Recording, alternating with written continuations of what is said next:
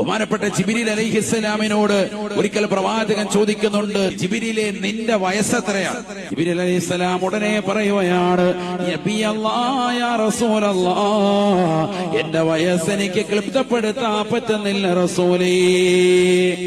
പക്ഷെ ഒരു കാര്യം തങ്ങൾക്ക് ഞാൻ ഉറപ്പു തരാം, എന്നെ അല്ലാഹു സൃഷ്ടിച്ചതിന് ശേഷം 70,000 വർഷങ്ങൾ കൂടുമ്പോ ആകാശസീമയിൽ ഒരു മനോഹരമായ നക്ഷത്രത്തെ ഞാൻ കാണാറുണ്ട്.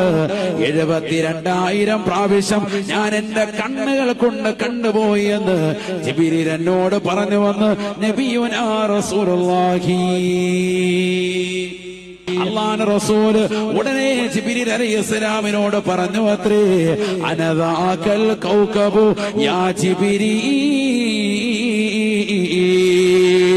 70,000 കൊല്ലത്തിലൊരിക്കൽ നിങ്ങൾ കാണുന്നതായ മനോഹരമായ ആ നക്ഷത്രമില്ലേ, നിങ്ങൾ 72,000 പ്രാവശ്യം കണ്ടിട്ടുണ്ടെന്ന് പറഞ്ഞ ആ മനോഹരമാകുന്ന നക്ഷത്രമാണ് ഞാൻ, ഹബീബുനാ ശഫീഉനാ റസൂലുള്ളാഹി.